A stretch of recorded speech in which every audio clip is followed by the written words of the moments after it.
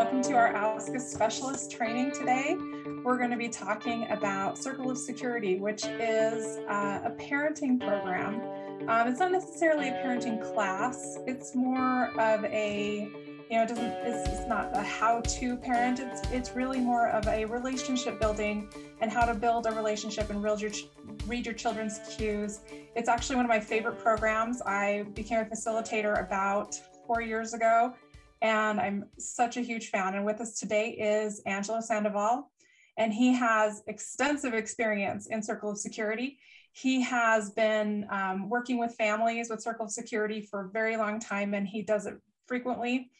And our organization, so we're with Las Cumbres. We have been serving Los Alamos County for 50 years now.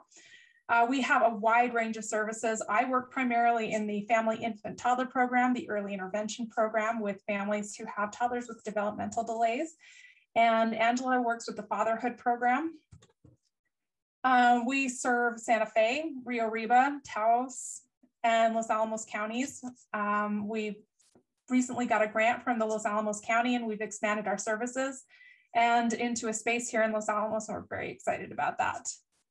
I got involved with Las Cumbres after 3 of my children went through early intervention.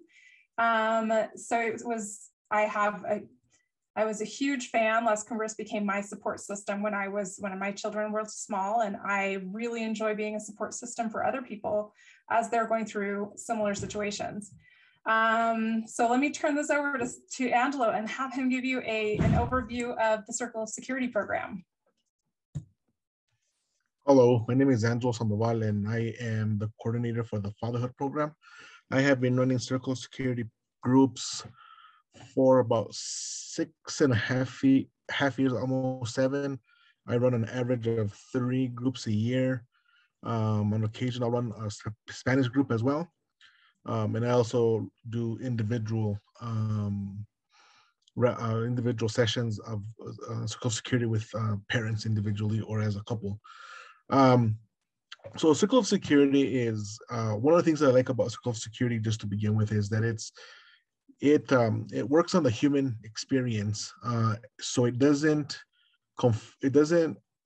have any specific culture or tradition applied to it, but it fits into any culture or any tradition, familial tradition, community tradition. So you can move it around to, you can work it to fit, the needs of your family. Because again, we're looking at the human condition, and all babies need to attach to their parents, and all parents bond to their babies. So it doesn't matter if you're born in New Mexico, New York, Chile, Russia, wherever. All babies need to attach to their caregivers. And one of the things is that Circle of Security does also is it changes some of our vocabulary. So we don't use the word parent because kids create attachments to other people as well. They'll form attachments to babysitters, grandparents, aunts, uncles, good close family friends, who may be caretakers on the weekends, or if parents will have, like graveyard shifts or whatever. So we don't say parents, we say caregivers, because we help anyone in the child's life to create these attachments and these bonds to establish security for the children. The other word that I really work on changing is moving away from the word attention and formulating the word connection. Traditionally, in where I grew up, we were always told is don't hold baby because you give them too much attention. You'll spoil them if you hold them too much. It's a bad habit. But really, what Circle of Security has taught me is it's quite the opposite. When a child is tantruming and we assume that they're just being naughty, it's actually their way of communicating, of saying, I feel. The 6 basic emotions that we talk about in Circle of Security is curiosity, joy, sadness, anger, fear, and shame. So your child is experiencing probably one or multiple of those six emotions, and their way of communicating is by sometimes tantruming. One of the things also that we have to understand is our babies don't come with a vocabulary or understanding of how they're feeling, so they just behave in a way to say, hey, I'm not feeling well. So when you use the word connection, it makes more sense. So when your kid's tantruming, you're looking at more of a disconnect from its secure base, from its safety spot. So when you look at it from that perspective, it actually changes how you see your child's behavior. Um, so those are one of the things. So now let's kind of move back a little bit into the premise of circle of security. And circle of security really looks at a child's ability to explore and how we deal with that and how we approach that. Are we fearful of them exploring? Do we support their exploring or not? And then the bottom half of the circle is when they return back to the secure base, who is the caregiver, is can we meet their emotional need? Do we understand their emotional need? Can we meet that emotional need, right? So just think of it this way. Your child goes out to explore. They have a full cup of emotions, right? They're happy. They're doing all these great things. But then they reach a certain spot of their exploration and something happens, right? Rather, it's either they achieve their goal and they're coming back to share that achievement, or something, they trip and they bump their knee and they're coming back to be supported and, help to feel better from bumping their knee, right? So one of the things also that we have to look at is that emotions are a response to something. And we have to teach our kids to understand what those emotions are and talk to them about, giving them that vocabulary, helping them understand how they feel. And as they get older, we start giving them a vocabulary, and then as they get older, hopefully they start associating how they feel with that emotion. Um, with filling that emotional cup, right? Sometimes it's like, hey, right on, Junior, you were able to, go down that slide and land on your feet. That was awesome. So now we're delighting in them. We're, having enjoy with me moment. Or sometimes, they bump their knee and they need that support. And instead of, telling kids, hey, you just gotta buckle down and just deal with it. No, we actually say, hey, how do you feel? I saw that hurt. You okay? It happened. And we help them through the emotion. We don't force them to feel better. We help them feel better. And there's a big difference. To force somebody to feel what they're not ready to feel yet just causes more chaos within themselves. It causes them to think or feel that having emotions are bad or they're not the best thing. So they start bottling these things up, or they overact. They act out overly, more than what they would normally would. So what we want to do is help them feel better, not force them to feel better. And that's what Circle does, is we help kids feel better. We teach them the skills. We teach them. So there's two things that we want to teach kids. Is one, learn how to handle certain emotions on a day-to-day basis, but also learn how to recognize when they do need that support from someone else to go through something that's difficult. So helping them have that balance of, okay, I can deal with this, no big deal. Or, this is a little something big. Maybe I need to call my best friend. Maybe I need to call my mom or my dad to help me process this tough situation. Or to celebrate something great, I mean, it works just as much as it does with the negative emotions. It also helps with the positive emotions. So we want to do that. So with Circle of Security, the other thing we're looking at is there's a trifecta that exists within Circle, right? So we want to build security in our children. That means is that they understand their feelings, they know how to process their feelings, they know when to ask for help, and they just have a grasp on dealing with their emotions, either with support or without support, and they know the difference. They know when to ask for help. They know when to just push through. The second thing is that the other option is that they could become unsecure, which basically means is they kind of get it. They kind of have something, and they they kind of have a good grasp of it, but they still kind of struggle somewhere.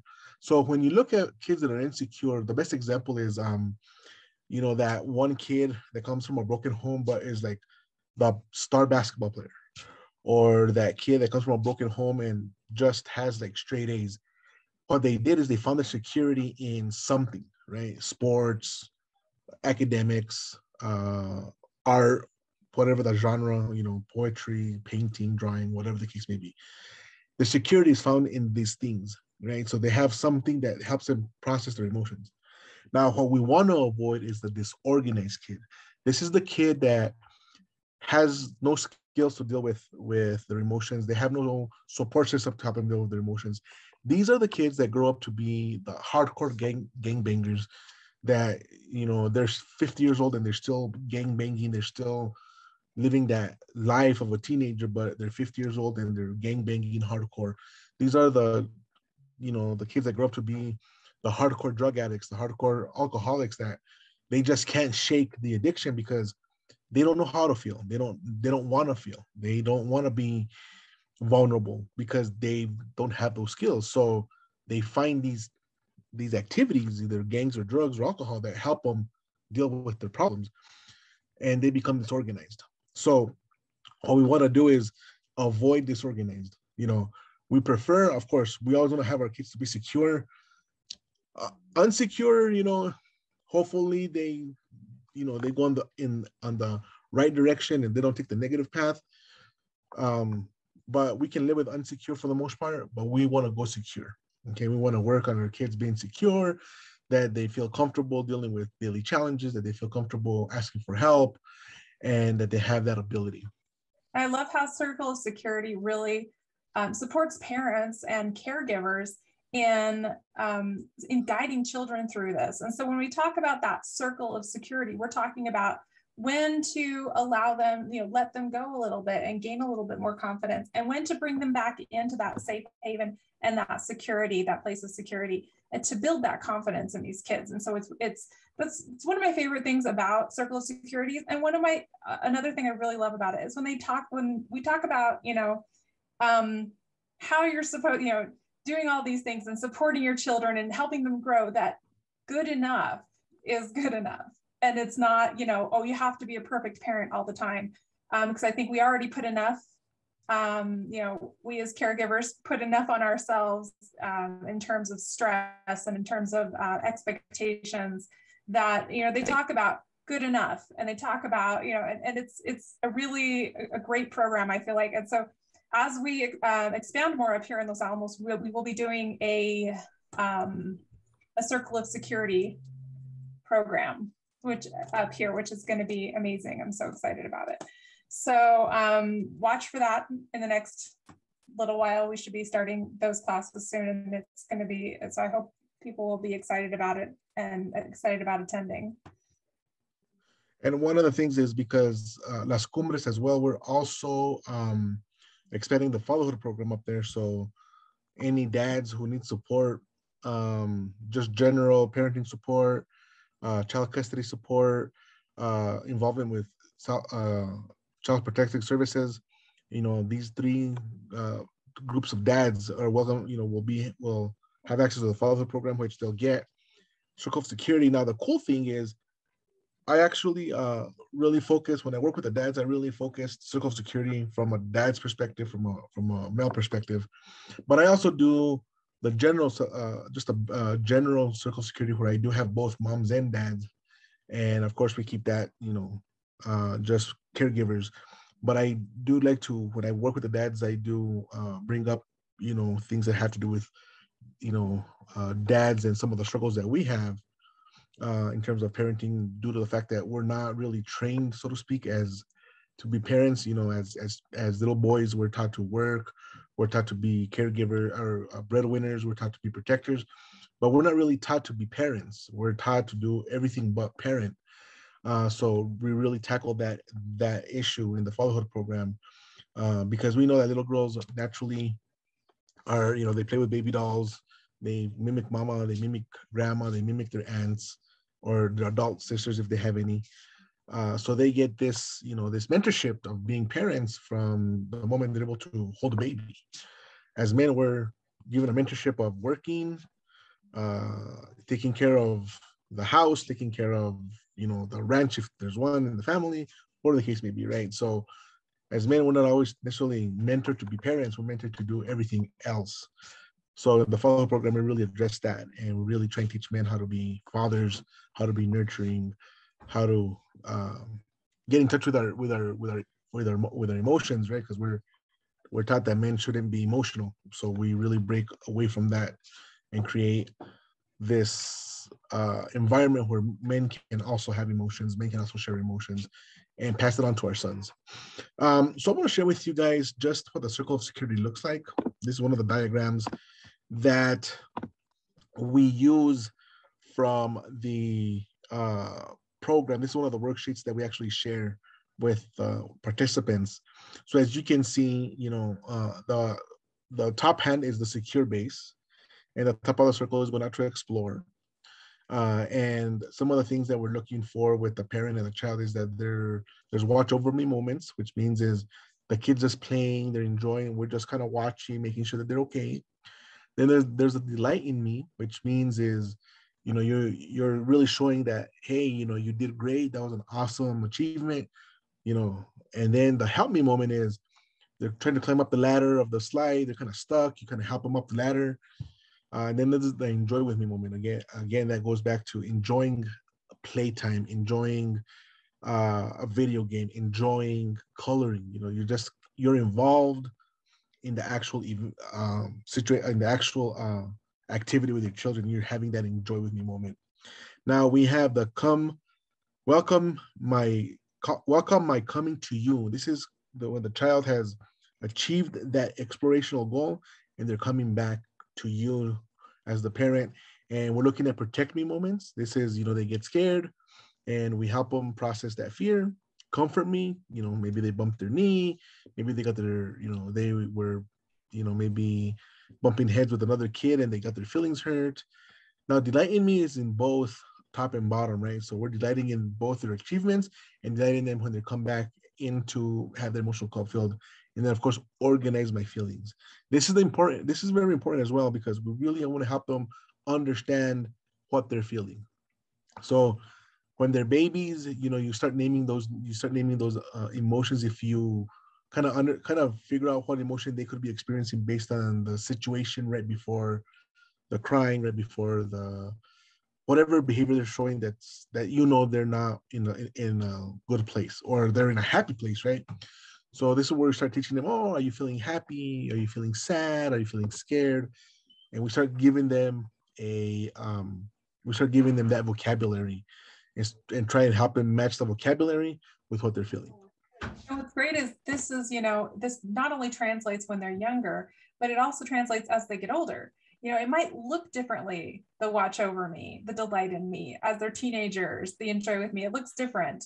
But it's the same. That's what I super love about the Circle of Security program, is it really translates into all ages between parents and children, or caregivers and children. It's a fantastic program. So about how long are these programs, do they take, Angelo? So the Circle of Security is an 8-week program. It's based on a video series. Each video builds on the previous video. What we do is first we start understanding, video one talks about looking at what's hidden in plain sight, right? So again, when we go back looking at the tantrum, right? So what's hidden in plain sight in the tantrum is the emotion, the experience. We look at it as, they're being naughty, but the real message is, hey, I'm in distress, I'm feeling sad, I'm feeling fearful. And so the emotion is hidden in plain sight. We see it, we just don't recognize it. So we start helping you recognize that certain behaviors are actually a communication. Chapter 2 goes, we start learning about the different parts of the circle. Chapter 3, we talk about being with, meaning is we look at these 6 different emotions, and we first explore which emotions were my parents able to be with me, which ones were they kind of there, but not always, and then which ones were they just ignored or they just couldn't deal with, and they would just let the child be, right? So which ones did my parents be with or did not be with me? And then we start exploring how does that translate into what am I doing with my kids? So we start exploring that being with. What emotions do we feel comfortable with? What emotions do we not? Right.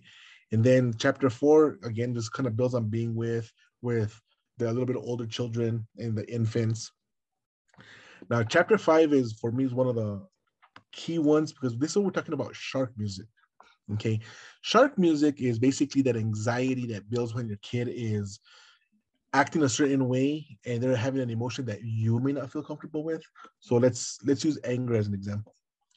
So let's say you as a child were taught that anger was not okay because let's say for example you had everything you needed and you were always taught that you had no reason to be angry. You had everything you needed. Why are you angry?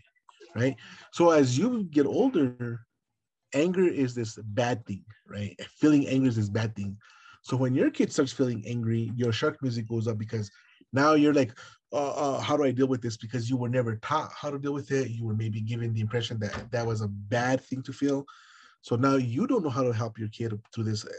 So it triggers your shark music like an anxiety. So we help you recognize that, and then we help you to develop the skill um, to be able to help your child through that emotion.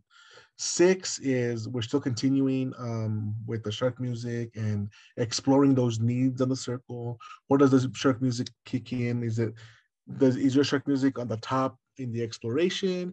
Is your shark music at the bottom where you can't really handle the emotions? Because sometimes I don't know about like for me growing up in northern New Mexico, we were always taught you are to be seen and not heard, right? So that means that you sit down when you go visit someone, so that impedes your exploration, right? So we become uncomfortable with our kids exploring because we had that experience. So this is where we explore those needs. Where are we at in the circle? Where do we struggle, right? Now, chapter 7 is rupture and repair.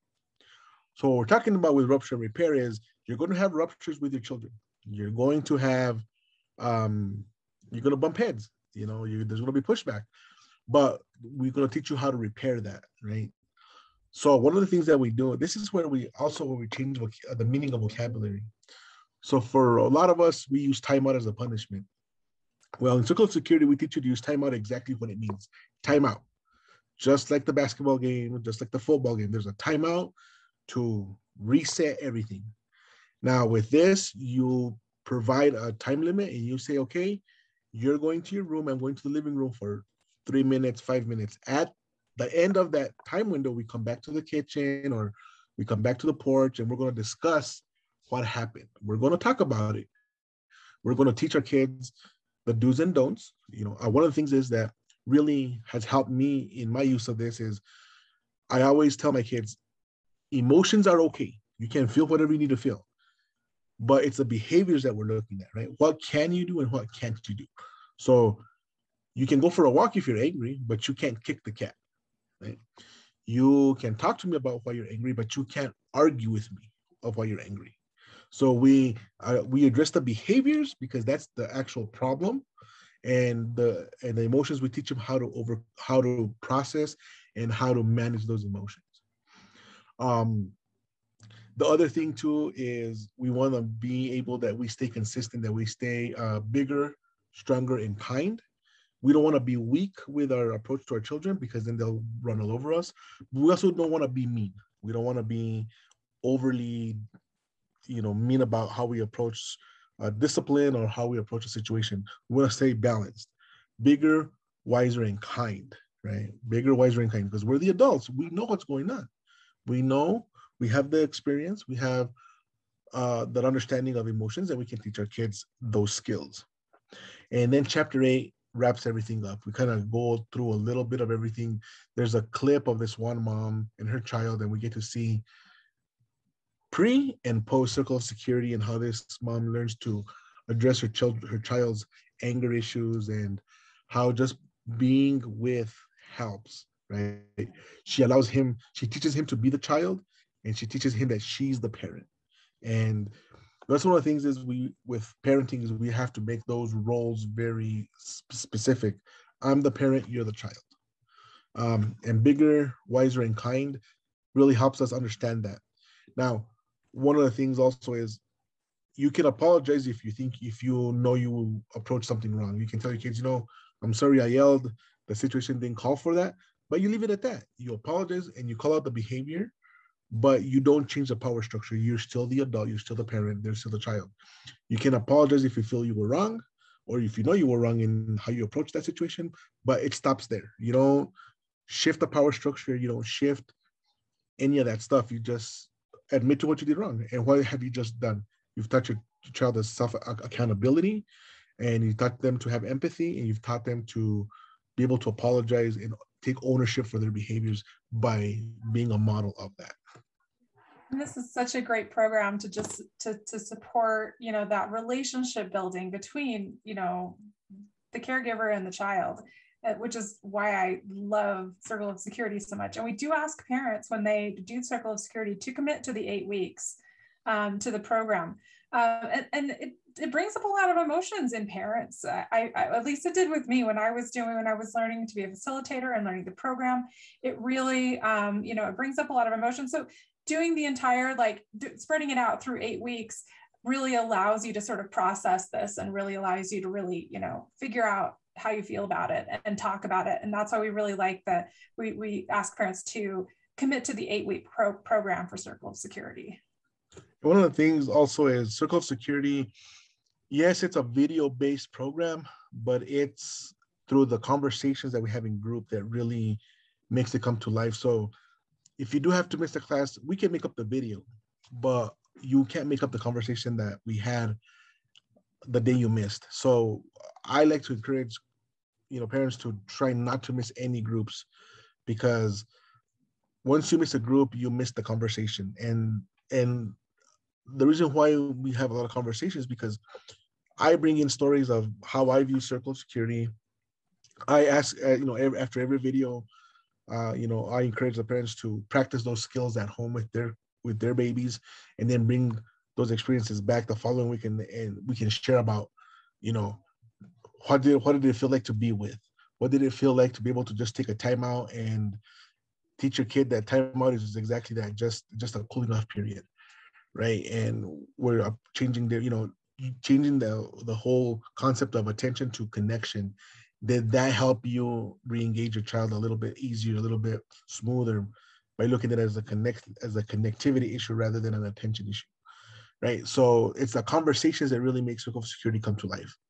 The more we can share, the more it becomes real. I love that. This is exactly how I feel, because it's the conversations between the parents and the facilitators, and how it, when people bring in their own experiences, and they talk about how even if they're doing the same thing, they're looking at it differently and seeing it from a different perspective, from the perspective of the Circle of Security. It's really pretty amazing. Yeah, and I've been using it for 6 years. And I've noticed a big difference in my children, and how they behave, how they respond. Now, does it mean that we're perfect? No. Like Circle of Security says, is you have to be good enough. The way Circle of Security defines good enough is 30%, right? So the way I describe that is, if your kid has 10 episodes a day, doesn't matter if they're good or bad, but if they have 10 episodes and you're able to capture 3 of them and be with 3 out of 10 consistently, your kid's going to be okay. Now imagine if you're doing 50%, if you're doing 60%, right? The ability of your child to have security is going to increase, right? When we took these trainings and we were listening to some of these parents that went through the research, some went from 0 to 15% improvement, some 20, and these kids had huge shifts in behaviors in the positive side, right? I mean, there was huge improvements made even at 15%. So good enough is minimal, is 30%. That's kind of like the standard. But for some parents, it might only be a 10 or 15% improvement. But when it's consistent, it's when we see those shifts. And that's what we want to see. I've a lot of the dads, sometimes I'll bump into them at the store and they'll be like, this really helped me. And, I've had dads halfway through the program say, you know what, man, me and my kiddo have a better relationship now. It's helped me. So I have gotten some feedback that, a lot of dads, especially the ones that are very old school raised, Northern New Mexico, who have shifted some of their thinking, have seen how it's benefited their relationship with their kids, or those who had estranged relationships with their kids have noticed a huge difference by taking this program and utilizing the techniques and the strategies that is presented in the video series, and of course the conversations. So that is all we have. Does anybody have any questions about Circle of Security? You can put it in the chat, or you can just ask any questions you might have. We're happy to answer. Oh, can you take the course more than once? Absolutely, you can take the course more than once. As a matter of fact, you can take it as many times as you want. It's really pretty, I always feel like even though I'm facilitating it, I'm still taking the course myself every time I facilitate, because it's like, because you're going through, it's like, oh yeah, reminding yourself about this. I need to be more patient with my children. So yeah, I still use it today with my kids. Like, it looks different as they come older. When they're young and they need you, they come to you with a hurt knee. They come to you because they fell down. They come to you because they need a hug. When they're teenagers, they come and just sort of stand near you, or they might text you. It just looks different. But when you look at it from the viewpoint of Circle of Security, you're like, they're coming to me. They're coming to me for something. And I need to be welcoming, and I need to be open, and I need to, be that safe space for them, even as they grow into, high school or junior high school. Yeah, as they get older and they seem to need you less, but they really do still need you, and they still need you to be that safe place. So another question was, how does the parent get supports of their own? So one of the things is, because Circle of Security is a relationship-based program, these skills can be utilized in all aspects of life. So that's the cool thing about being in a group, is that you now find parents that you share experiences with. So for example, about 50 to 60% of the dads that come through my program are fighting for custody of their kids. So they find support with each other. They now become a support system with each other. Some of the dads will do a second round for extra support to kind of master the skills a little bit more. But parents, they become a small little community of Circle Security graduates.